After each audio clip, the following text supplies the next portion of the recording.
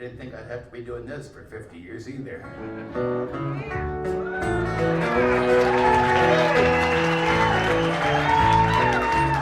Sounds like some of you heard this before. I know I have.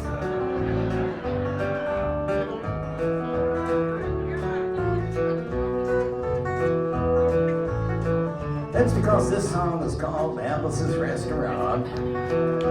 It's about Alice and the restaurant. But Alice's Restaurant was never the name of the restaurant. That was always just the name of the song. And I guess, well, that's why I still call the song Alice's Restaurant.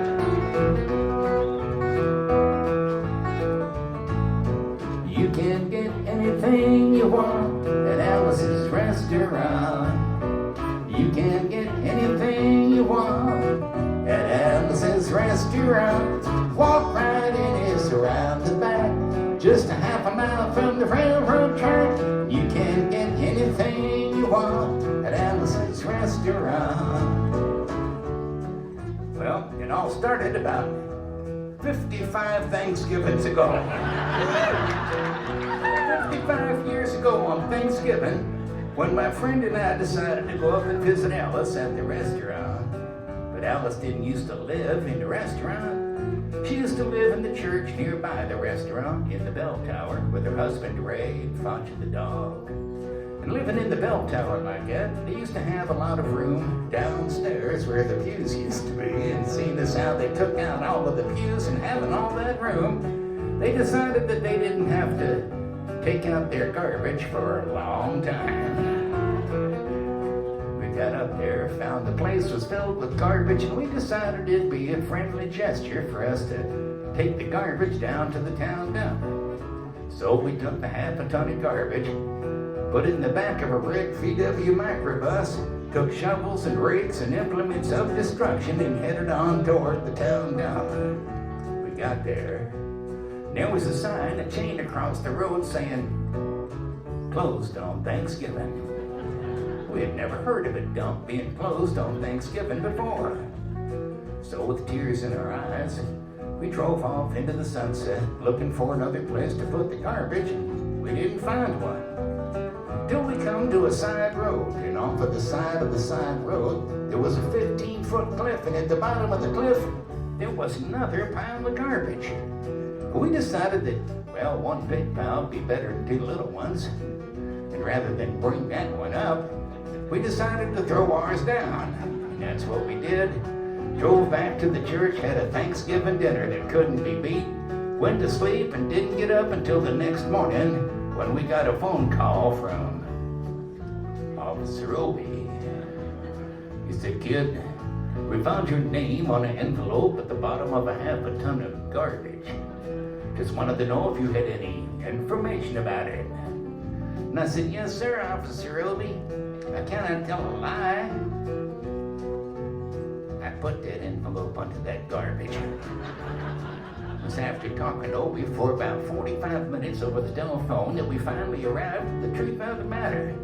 And Obie said we had to go down and pick up the garbage, but we also had to go down and talk to him at the police officer station. Now, friends, there was only one of two things that Obie could have done at the police officer station, and the first thing was he could have given us a medal for being so brave and honest over the telephone. It wasn't very likely. We didn't expect it. And of course, the other possibility was that, well, he could have bawled us out and told us never to be seen driving garbage around the vicinity again, which is what we expected. But when we got to the police officer station, there was a third possibility we hadn't counted upon, and we was both immediately arrested, handcuffed. And I said, Obie, I don't think I can pick up the garbage with these handcuffs on. He said, shut up, kid. Get in the back of the patrol car. We sat in the back of the patrol car and drove to the, quote, scene of the crime, unquote. Now, friends, I want to tell you about the town of Stockbridge, Massachusetts, where this was happening. They got 3 stop signs, 2 police officers, and 1 police car. It's still that way. But when we got to the scene of the crime, there was 5 police officers and 3 police cars, being the biggest crime of the last 50 years, and everybody wanted to get in the newspaper story about it, and they was using up all kinds of cop equipment they had hanging around the police officer station. They was taking plaster tire tracks, footprints, dog-smelling prints. They took 27 8x10 colored glossy pictures with circles and arrows and a paragraph on the back of each one explaining what each one was to be used as evidence against us. They took pictures of the approach, the getaway, the northwest corner, the southwest corner, and that's not to mention the aerial photography. And it was after the ordeal we went back to the jail, and Obi said he was going to put us in a cell. He said, "Kid, I'm going to put you in the cell. Give me your wallet and your belt." And I said, "Obi, I can understand you want my wallet, so I don't have any money to spend in the cell. But what do you want my belt for?" He said, "Kid, we don't want any hangings." And I said, "Obi, did you think I was going to hang myself for littering?" Obi said he was making sure, and friends, Obi was, because he took out the toilet seat so I couldn't hit myself over the head and drown. Took out the toilet paper so I couldn't bend the bars, roll the toilet paper out the window, slide down the roll, have it escape and get away. Obi was making sure, all right. It was about 4 or 5 hours later that Alice, remember Alice? It's still the song about Alice. She come by with a few nasty words to Obi on the side. She bailed us out of jail and we went back to the church, had another Thanksgiving dinner that couldn't be beat. Went to sleep and didn't get up until the next morning when we all had to go to court. We walked in, sat down. Obi come in with the 27 8x10 colored glossy pictures with the circles and arrows and the paragraph on the back of each one explaining what each one was to be used as evidence against us, and he sat down. A man come in. He said, "All rise!" And we stood up, and Obi stood up with the 27 8x10 colored glossy pictures, and the judge walked in, sat down with a CNI dog. He sat down, we sat down. Obi looked at the CNI dog, and then at the 27 8x10 colored glossy pictures, and looked at the CNI dog. And Obi began to cry because Obi come to the realization that this was a typical case of American blind justice. And there was no way the judge was going to look at the 27 8. Well, it didn't matter. Because we was fined $25 each and we had to pick up the garbage in the snow. But of course, well, that's not what I came to talk about. Just thought I'd mention it. Tonight I thought I'd talk a little bit about the draft, and for those that wasn't there or don't know or can't remember. Back in those days, we used to have a thing called the selective service system, which meant that when you was a guy and you turned 18, you had to register with the selective service so that you could select some kind of service that might be of interest to you. If your choice was none of the above, they would help you by making a selection for you. And to do that, they had buildings all across America where you had to go in, get injected, inspected, detected, infected, neglected, and selected. And I remember I had to go in there one morning, it was a long time ago, for my physical examination. So I got good and drunk the night before, because I wanted to feel my best when I went in that morning. I mean, I wanted to feel like, I wanted to look, I wanted to be like the all-American kid. And when I went in that morning, I was hung down, I was brung down, I was hung up, I was all kinds of mean, nasty, ugly-looking things, and I walked in, I sat down. They gave me a piece of paper, said, "Kid, see the psychiatrist, room 604. I went in there. I said, "Shrink, I want to kill. I want to kill. I want to see blood and gore, guts and veins in my deep, dead, burned bodies. Kill. And I started jumping up and down, yelling, kill. And he started jumping up and down with me, and we was both jumping up and down, yelling, kill. Till the sergeant come over, pinned him up on me, sent me down the hall saying, "You're our boy." I I didn't feel real good about it, but I proceeded on down the hall, getting more injections, inspections, all kinds of stuff that they was doing to me at the thing there. And I was there for 2, 3, 4, 5 hours. I was there for a long time, going through all kinds of mean, nasty, ugly things. And they was inspecting, injecting every single part of me, and they was leaving no parts untouched. But I proceeded through until I finally come to see the very last man. I walked up, I said, "What do you want to see me about?" He said, "Kid, we only have one more question. Have you ever been arrested?" I told him the story of the Alice's Restaurant Masquerade with 5-part harmony, foam orchestration, all kinds of other phenomenon. He stopped me there. He said, "Kid, did you go to court?" And I told him the story, the 27 8x10 colored glossy pictures with the circles and arrows. And he stopped me again. He said, "Kid, I want you to go over and sit down on that bench that says Group W."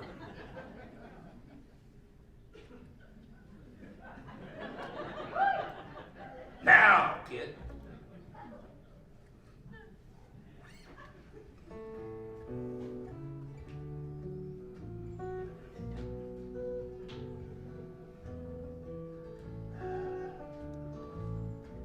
I went over there.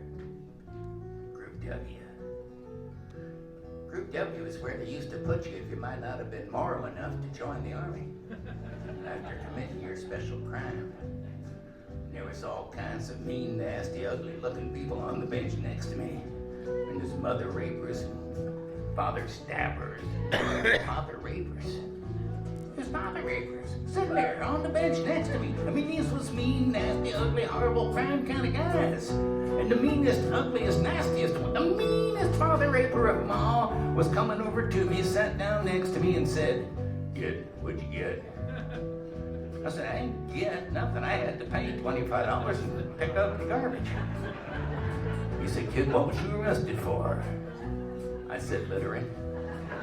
And they all moved away from me on the bench there, giving me the hairy eyeball, until I said, "And creating a nuisance." And then they all come back and shook my hand. We had a great time on the bench talking about crime, mother stabbing, father raping, who was smoking cigarettes and all kinds of stuff, having a good time.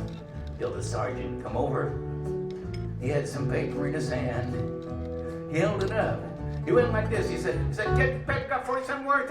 That's one on time. The crime detail. The crime got saved. Attention about the crime. Arrest officer name. Kind of thing. Got his saying. He talked for 45 minutes, and nobody understood a word he said. But we had fun, filling out the forms and playing with the pencils on the bench. And I wrote down the massacre like I was supposed to. And I put down my pencil.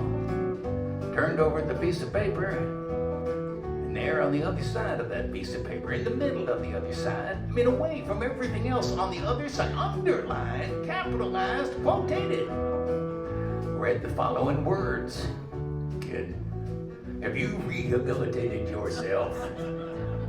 I went over to the sergeant. I said, "Sergeant, you got a lot of gall to ask me if I've rehabilitated myself.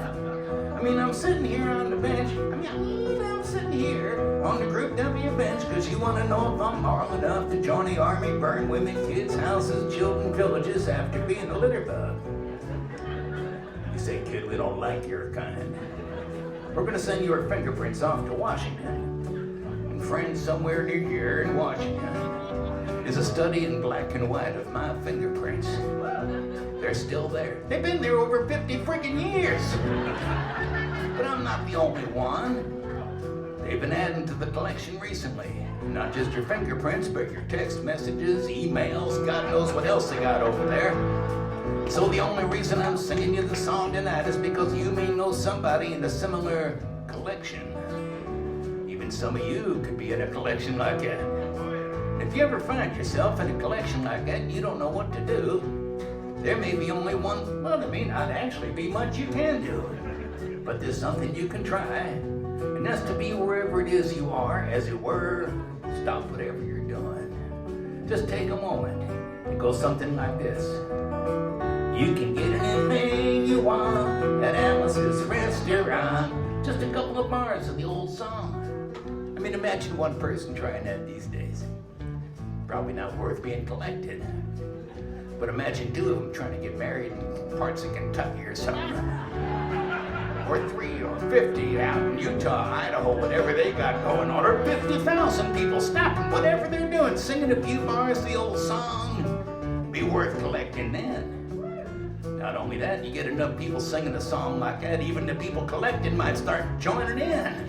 And when you get a song that's worth joining in on, no matter what side of the aisle you're on, who you are, what your story is, it becomes what we used to call a movement. Now, one of these days, somebody's going to write a song like that. It's not this one. Every generation needs their own songs. But while we're waiting for that one to get wrote, we can practice on the one we got. Not all that hard. Some of you even know it. I'm just trying to remember it. It goes like this. You can get anything you want at Alice's restaurant. You can get anything you want at Alice's restaurant. Walk right in, it's around the back, just a half a mile from the railroad track. And you can get anything you want at Alice's restaurant. Okay, that seriously sucked. You want to be worth being collected or change the world, you can't start singing loud just at the end. So we'll wait for it to come around again on the guitar. I'm still not proud or tired. Just don't want to be singing it for another 50 freaking years. Help me out here. You can get anything that's better at Alice's restaurant. It's something else. You can get anything you want at Alice's restaurant. Walk right in, it's around the back, just a half a mile from the railroad track. You can get anything you want at Alice's restaurant. At Alice's restaurant.